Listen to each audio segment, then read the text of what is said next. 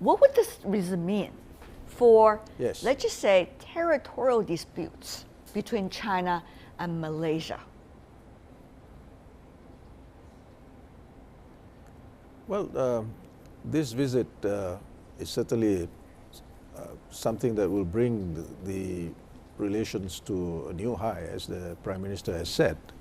As already mentioned, this is the third official visit by the Prime Minister since he took office in 2009.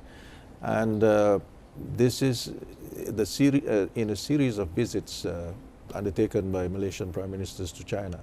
And of course, last year we had Prime Minister Lee Keqiang visit Malaysia. And the significance of this visit, as you can see, is the signing of these agreements between the governments as well as between the private sectors or companies between the two countries. In other words, you're suggesting, Mr. Iza, more exchanges at different levels between the two countries. That's likely to help with some of the most stubborn issues, for example, territorial? Well, if you're talking about territorial issues, I suppose what you're saying is the issues in the South China Sea. Yes, those are issues that need to be resolved at some point or another. But of course, I think the emphasis here between the leaders is on cooperation between the two countries. Mr. Yang, Mr. Iza, help us to understand the picture much better from a Malaysian perspective. Help us to understand from the Chinese perspective. There has been earlier a visit by the Filipino president, Mr. Duterte, which China also had some territorial issues with about the South China Sea. And now we have another prime minister coming from Malaysia who visited us for the third time. Is this going to be an interesting opening and trend about talks, dialogues, different levels of exchanges that eventually will lead us to the answer to some of the most stubborn issues? Yeah, well, first of all, I can say China and Malaysia share the same way of thinking regarding the territorial disputes. That contribute to the stable relationship between China and Malaysia, although the territorial disputes remains there.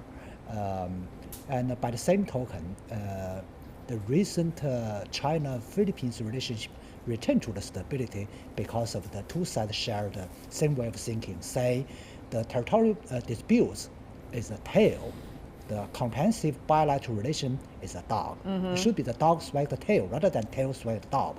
The predecessor of Duterte did the opposite way. Yeah. That make turmoil about the bilateral relation and finally damage seriously Philippines' national interests. That's right. So regarding to the comparison between the Duterte's visit and Prime Minister Najib's visit, I think they share the similar common ground, say all the three sides focusing on the economic growth, focusing on the inclusive cooperation for the sustainable economic development. So that is the common ground for the individual bilateral relations. Mr. Iza, I had the honor earlier during the first visit of Prime Minister Najib to China to have an exclusive interview with him. My impression then was he is very much focusing on the all possibilities of economic cooperation between Malaysia and China. How things have evolved over the years and the priorities inside the country for him and his administration this time to look at China once again.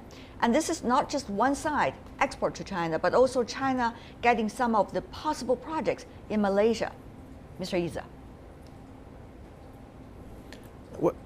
Well, if you look at the views of the Prime Minister about relations with China, firstly, you have to look at the history of relations between Malaysia and China. Diplomatic relations were established by his father when Tun Abdul Razak was the Prime Minister in 1974. Now, of course, if we look at the tenure of the Prime Minister since 2009, there are many things that have happened in the context of relations and cooperations between China and Malaysia. Trade has grown tremendously. Malaysia is China's largest trading partner in ASEAN, and of course China is Malaysia's largest trading partner, and both sides are looking at increasing trade. There are other areas of economic cooperation that they're looking at, investment, for example. Right. Hence the agreements that have been signed this morning. So I think the emphasis on economic cooperation is the right way to go. The right way to go, but there are specifics. There are details as well. Mr. Yang, for example, the high-speed rail between Malaysia-Singapore. China, of course, is one of those bidders, together with Japan and several other countries. Will China be able to get it? Should we take political signals out of the results of these economic exchanges, contract bidding between China and Malaysia? Well, I think the bidding for the high-speed railway is totally based on the market competition, and China has a full confidence to win in the bidding, and also China has an inclusive way of thinking. Say that's a cooperative program rather than the monopolized program. So finally, I think both participants from China and Japan can play the different roles, can make different contributions. But obviously, China will make main contribution to the joint high-speed railway between Singapore to Malaysia. All right, Mr. Iza, of course, you are not those who are eventually deciding who is going to win the bid. But let me ask you, do you want to really read signals out of these kinds of cooperations? It's not just the high-speed rail. There's also 10 patrol vessels Malaysia wants to purchase from China, for example. I'm losing the signal. Okay, having a little bit difficulties over there. Let me ask Mr. Yang if you can, Mr. Iza, to comment later.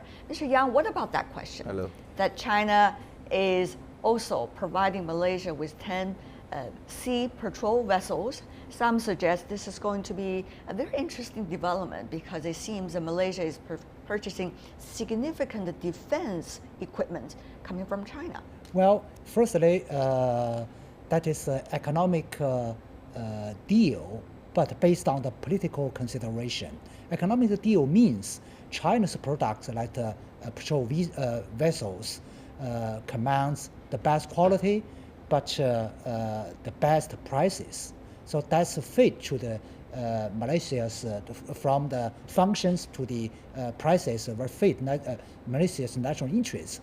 But politically, the arms sale reflects the level of the bilateral relations. That's why the Prime Minister Najib said China was a true friend of Malaysia. Having said that, though, Malaysia, of course, as a country, it plays different roles. Not only its bilateral roles with China, but also its roles inside the ASEAN countries. And it has been quite a significant player there. So Prime Minister Najib's visit at this quite an interesting time, how do you think other countries might take the signal? What is that? What does that mean for the others? Well, if you look at the history of ASEAN, that is a very independent organization in this region, always play a very significant role in security and economic area. Among the ASEAN members, Malaysia always play a very unique roles, ranging from the East-oriented strategy for ASEAN to inclusive economic cooperations with both inside and outside players. And at this critical points now, Prime Minister Najib's visit will play a leading role for the new focus, say, under the current difficult economic situation, all the members of ASEAN with the members outside ASEAN should focus more on the joint efforts for the sustainable growth and also towards the wider range of the cooperation. Let me also have Mr. Iza to comment about that. I'm glad you're joining us once again, Mr. Iza. Your point on, first of all, as we earlier mentioned, the defense cooperation, purchasing, and secondly, the role that Malaysia is playing within ASEAN, and what would all of this mean, cooperation between China and Malaysia, mean for the other members of that organization? Well, you know, one has to look at relations between Malaysia and China as complementing relations between ASEAN and China and vice versa. Because ASEAN is important to Malaysia, and I'm sure China sees ASEAN as a very important neighbor and organization, because they are, all the ASEAN member countries have good relations with China. And I think it is good that ASEAN countries, in their own way, have good relations with China, and it is for the good of the region as well. Because for us in Malaysia as well in ASEAN, we have to accept the fact that China is a neighbor, and China is a very important neighbor. China is important economically, strategically, and also politically, and there are many areas of cooperation that can be forged between China and ASEAN. Mr. Iza, before we go, final question for you. That is, China and the United States have been both great players in the Asia-Pacific region. However, both sides have realized if they make others in the region to choose one camp or the other, that is not going to be a smart choice for both countries or for the others. Having said that, though, other countries such as Malaysia or some of the others in ASEAN countries can also play its own chess about how to move the other powers in the region to make a better future for its own priorities. What do you make of Malaysia's future plan? At this point of a U.S. presidential election, at this point of great changes, Asia-Pacific region? Well, you see, Malaysia has always adopted a foreign policy that brings itself closer or close to everyone, to the major powers as well as others. Now, I think it is not in China's interest or the interest of the United States to play the game of trying to woo countries to one side or the other. It is the interest of everyone that we all cooperate in ensuring peace and stability in the region, in ensuring economic development, in ensuring that everyone prospers. And I think this is the goal of President Xi Jinping, to ensure that you know, we all work for a common destiny. Okay, Mr. Yang, final point from you about that. Well, this visit will signal that China-Malaysia bilateral relation will be upgraded to higher level with the enhancement and enlargement of the cooperation between two countries. That will also contribute to the better relationship between China and ASEAN for better tomorrow.